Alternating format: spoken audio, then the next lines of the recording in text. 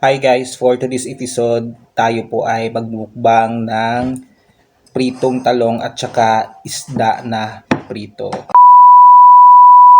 Sa totoo lang guys, matagal-tagal po akong hindi nakapag-upload ng video sa aking YouTube channel sa kadahilanan po na masyado po akong busy sa araw-araw, lalong-lalo na po sa pag-asikaso ng aking FB page. So ngayon guys, magmumukbang tayo at bago tayo magumpisa, so ayan guys, nakapaghugas na po tayo ng kamay at nakapag-pray na rin po tayo off cam. So ngayon, umpisahan na natin.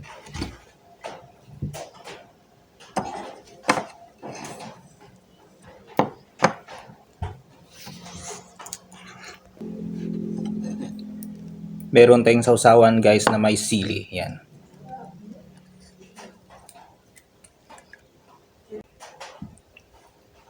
Sausaw natin.